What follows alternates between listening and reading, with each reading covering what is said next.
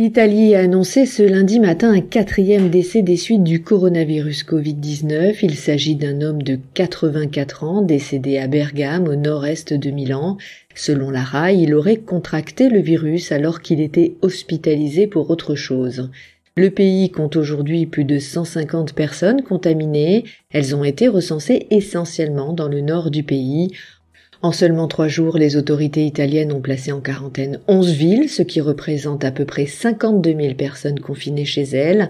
L'Italie est le pays européen le plus touché depuis le début de l'épidémie du coronavirus. Le plus grand nombre de contaminations se trouve en Lombardie et en Vénétie. Par ailleurs, dimanche, les autorités ont décidé d'annuler les festivités du carnaval de Venise, qui avaient débuté le 8 février dernier, mais aussi de fermer les écoles, les universités, les cinémas, théâtres et les musées. L'angoisse et la peur régnant, les supermarchés italiens ont été pris d'assaut par la population. Les rayons remplis de denrées se sont alors vidés assez rapidement.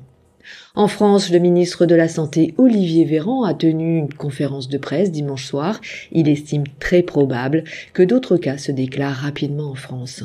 Dans le sud-est de la France, une réunion d'urgence s'est tenue ce lundi matin à la préfecture des Alpes-Maritimes. Le maire de Menton, dont la ville se trouve à la frontière avec l'Italie, souhaite le renforcement des contrôles sanitaires à la frontière par précaution. Pour finir, la Chine a annoncé 150 morts supplémentaires ce 24 février. Le bilan passe donc à plus de 2500 morts. La Corée du Sud devient, elle, le 2e pays au monde le plus touché, avec 760 cas déclarés de contamination.